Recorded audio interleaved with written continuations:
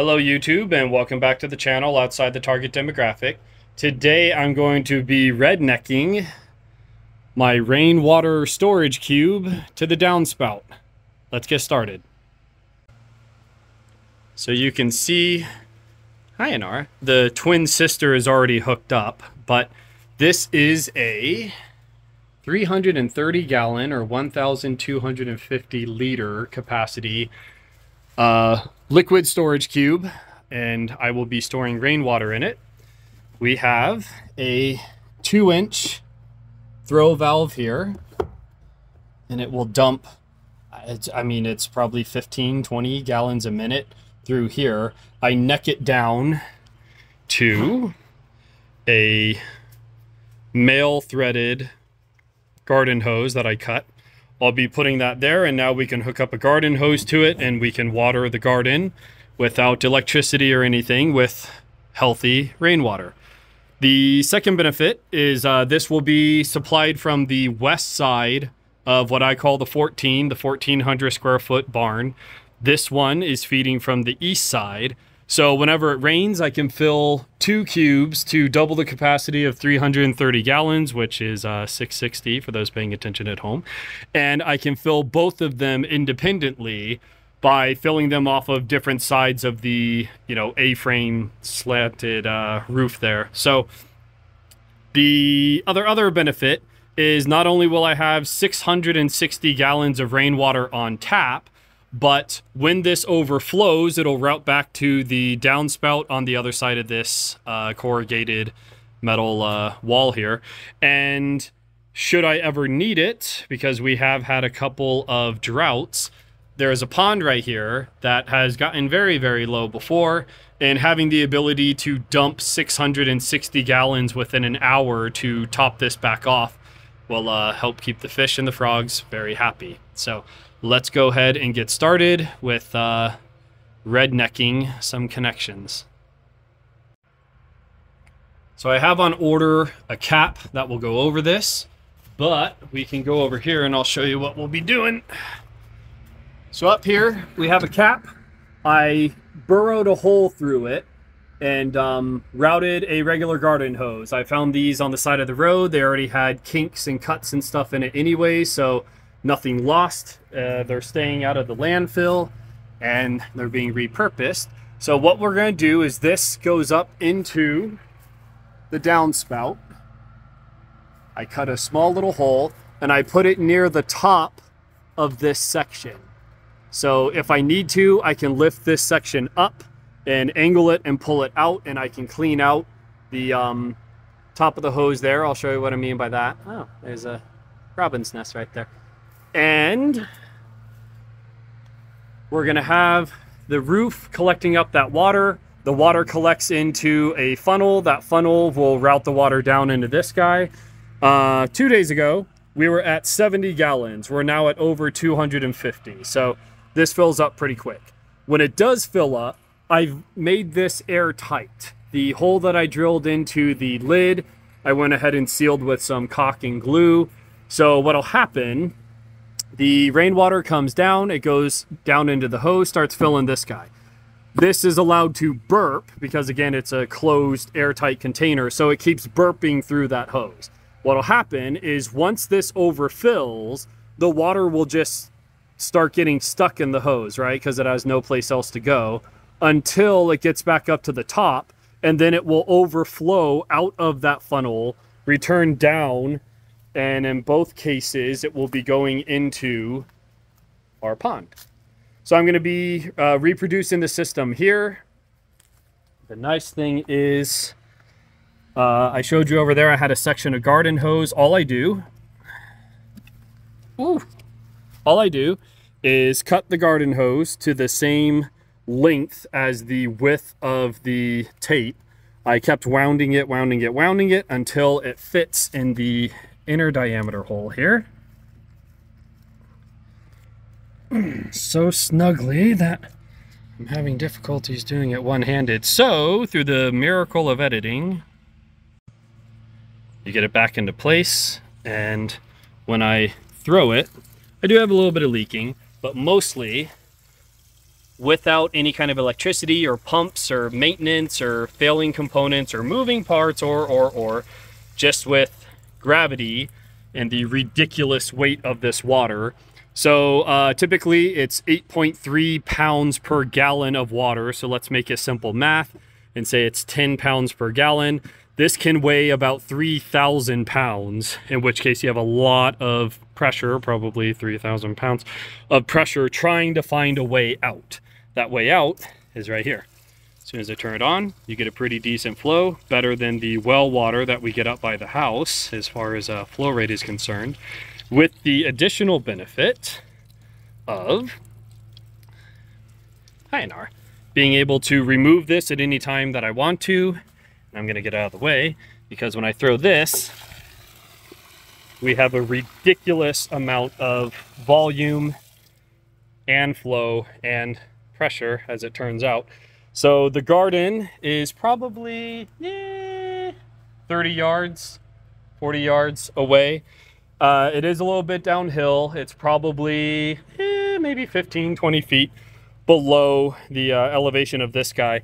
I can run, I think it's 2 or 3 50-foot hoses down to it, and we still get enough flow to water with a nozzle the pond or the garden there, as well as in another video I'll show you my super simple solution for, again, using any spare hoses you find on the side of the road and a couple of 5-gallon buckets. But this gives you a couple different options. You get some good rainwater. Again, the way that I designed this, it will overflow down the already existing downspout plumbing that you already have, and in my case it will help keep the fishes quite happy. So we're going to go ahead and reproduce this. My concern today is we are very nearly out of sunlight. I have 3 hours to make this up on the fly. Tomorrow or tonight we'll be getting a bunch of rain, so my intention is to at least have this connected up to the downspout, up to the spout, in which case it can start collecting water. And with how quickly Amazon delivers and the fact that it's going to be 83 degrees for 6 days, I don't think we'll be getting much water for another week, in which case I can go ahead and finalize it with the new cap and get this one all set up and squared, because it's cube, squared away as well. So let's go ahead and get started on that. I'd rather it be too long than too short, and I'm not the only one. So what I'm going to do is I'm going to connect that onto this hook. That's going to give me a little bit of slop, probably 1.5 feet, and I'm going to start bending it through that little hole there. You can barely see that little hole there. You can barely see it better. I'm going to route that to the downspout. It's better to be too long and have to cut some off than to try and reconnect some because you cut it too short. So we're going to route that through. You can see this is very redneck, very bud, and it's still going to work pretty well despite my best efforts. So this one is the male connection. I'd rather have the male end on this one because if I cut this, let's call it 50-foot length, 20 feet, I can still use this one for 30 feet of hose for other projects. So I'm going to start with the male end top side, and we're going to measure out a rough length and get that started. All right, so again, we have our cube there, and our downspout is located right here. So I only need to be maybe 1 foot past the opening, which is right there. And I'm going to want to try, unfortunately.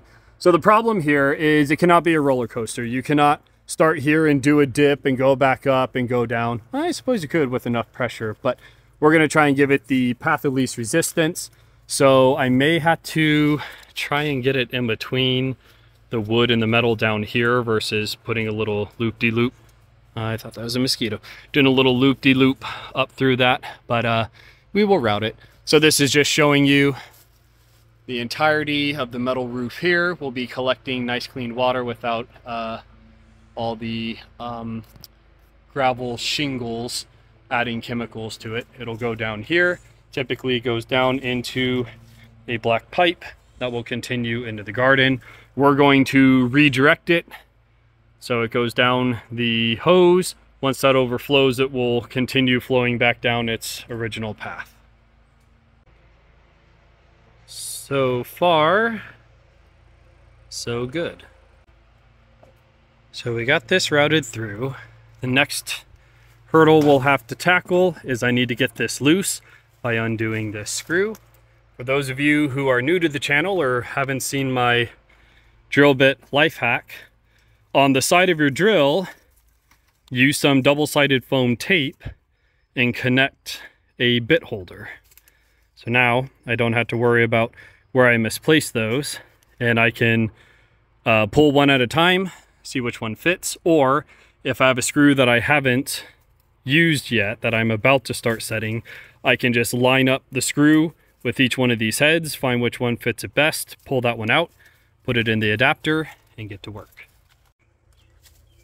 All right, so what we did is from here to there, we've removed the double elbow. And what we're gonna have to do is we're gonna drill a hole in the side here, just the right diameter as the hose. And what we're gonna need is some kind of a funnel that can fit in there, and it will collect up the rainwater and send it down the hose. What I did on the other side is repurposed a water bottle. So all you have to do is with a little bit of shimming with tape and then some glue to hold that into place, you can see that this is in a funnel shape. The further away you go, the wider the diameter.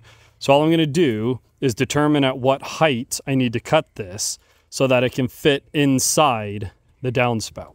I'm gonna run this through the hole. We're gonna wanna be probably 6-8 inches low so that it can serpentine up. We don't want it at a 90-degree angle. We want it relatively pointing down. We're gonna put the funnel down the downspout until it connects with that, glue it into place, and then we're gonna rebuild it. That will collect up the rainwater, route it down the hose. The hose will go to the rain barrel. As the hose refills, once it goes over our cut line, it will continue down the downspout, and it costs you a delicious bottle of beverage. All right, so using the biggest drill bit I had, I started straight in at a 90-degree angle and then started bending it and then boring it wider and wider until it's just about the same size as the hose. So I gave myself far too much. I'm probably gonna have to cut this down, but we want just the least littlest amount of slack. We want this to be pointing up. We don't want any twists or corkscrews or anything like that. So let's go ahead and pull the excess through. We'll cut the hose to what we need it to be, and then we'll go ahead and affix the funnel. So recall, it's not just the amount of slack you have here, it's the amount of slack you have here. So you can see we have a bit of a hump, and I still have probably a foot of excess slop over there. We're gonna wanna address that as best we can now. If we need to, we can always cut it on this end, which is probably what I'm gonna have to do anyways once that cap arrives. So I'm gonna give this maybe another foot pulled through, and then we'll put the funnel on. All right, so we cut the hose, and you can see I did not cut it level, I cut it at an angle. What that's gonna do is when we put our funnel on it, that's going to allow it to collect up the water a little bit better than being flat. It'll also help you route it in there with your non-dominant hand as you're recording a YouTube video. So I cut mine at a slant, do what you want to. Now we can go ahead and tape and glue this into place, and we can cut the funnel. As much fun as it is trying to work up there, since I have my smaller section here, I can just lay that in there, give it a little bit of a push, and now I know exactly where I need to cut. So let's go ahead and make that cut. All right, so the cut is made. If I set it there, we're a little proud, which is what I want, because now it's still circular. When I push this in, it's gonna take up, what is that, 80% of the, let's see if that's think it's a 2x3, 1.5x3. So now the circular shape is going to be a little bit wider. That will allow the rain to overflow. We don't want to block 100% of it because then we're going to back it up onto the roof and that defeats the whole purpose of your downspout. So I want a little bit of overflow, and this will be enough to collect up the majority of the water until the cube fills, and once it does, it has a place to go. All right, with probably 10 wraps of duct tape, this is now pretty freaking tight. So that's what we want. That's again gonna collect up the rainwater, route it where it needs to go. So while that's in there, probably all that I need, I am going to take this off, smear a little bit of glue around that, and then set it back into place. And then we can pull this down, which is going to snug that where it needs to be. I'll adjust the angles as I need to through the top and carry on from there. So I put a couple dollops of glue there. I'm going to put it on, give it a twist as I rotate it down. That's going to help smear it along the tape, which is going to give me the most surface area adhesion, which should account for the least amount of leak. But the beauty of this system is even if it leaks, it's just going where it needs to go. It is now glued into place. I'm going to slowly pull this through, and since that glue hasn't set in the last 12 seconds, I'm going to push this down as I pull that through. We'll get that seated. You do not need to glue it or anything, just the friction of this guy holding it in place and the tube, the hose holding it in place, will be enough. Clearly this is up in the air right now. It's not even being held by the addition of the aluminum downpipe here. So just this will be enough. We're also going to try and smear a little bit of glue around this to seal that up as well. And we'll see what that looks like. All right, so I got that about level, and then it registered that this piece goes here and this piece goes here. This needs to sit inside of that one. So I need to pull it down a little bit further, probably 2 inches, which is why we made that probably 8 inches down. So I had already built that in as a little bit of slop, and now I'm going to be using it. The top is now seated. I'm gonna attempt to do this on camera. All right, so that's lined up. At this point, I just need to lift this guy up. There's enough space in there that the funnel will still be able to collect. And the beauty of it is this guy is compressed in, right? It cannot be the same diameter as the outer one if it's sliding into it like this. So this guy's gonna neck down. This guy's gonna neck down, and it's gonna neck down into my funnel. Beautiful. And that's all squared away. Don't even know it's there if you don't choose a purple hose. So now I'm gonna go ahead and use the glue that I have. I'm gonna put a little bit around what I can, and then we'll return back to the cube side. So we have a little bit of sag there, and we still have excess here, which is fine. We can address that once we get the lid. What we're gonna do now is with a male section of hose, we're gonna cut it down, and we're gonna go ahead and make this ready for a garden hose. So at this point, I take my duct tape, wrap it around once. Now I know where to cut. We're gonna cut right here, and then I'll go ahead and continue wrapping this until the tape is a large enough outer diameter to fit into the inner diameter of the throw valve. So now that I have that wrapped, I know where I need to cut. I left it long so I had a way to continue rotating it as I wrap the tape around. I don't want to use all my tape because I may be too wide of a diameter. We won't know until I make that cut and shove it in. So we're losing quite a bit of light, but with my S11 flashlight, god damn, I love this thing. 1, 2, 3, click.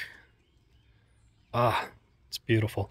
So we went ahead and wrapped it a little bit more. What I did is, as I got closer to my last layer or two, I started moving the tape more this way. Now I can kind of close that up over the exposed layers of tape, and that's going to make it easier for me to do this and push it into place. So now that's in there pretty good. I may need to do a few more layers, but now I can turn it on and off with the valve, step down the, I don't know, 1.5 diameter, inner diameter opening down to, I think it's 3/4 for a standard garden hose. The threads are still exposed, so I can thread on any garden hose I want or a Y splitter. The intention is, since this one is less accessible, this one will have a garden hose routed behind the wood pile here, and whenever we want to water the garden, we can throw that valve, let this drain. I'll probably paint that orange as a reminder that you need to reclose it. And then the other rain barrel system that we already have connected up, it's easier to see how much water is in it, and it's easier to get to a part where we can put a 5-gallon bucket and fill the buckets and carry them where we need to. So we have a bit of a redundancy system here in the same place. Both of them will feed the pond, which is beautiful.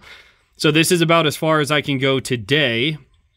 I don't know if I'm going to make it a separate video or not. Maybe I will. But this is as far as we go today. The next step is waiting for the lid. We're going to do the same thing, bore a hole through it and glue it to make it relatively sealed up.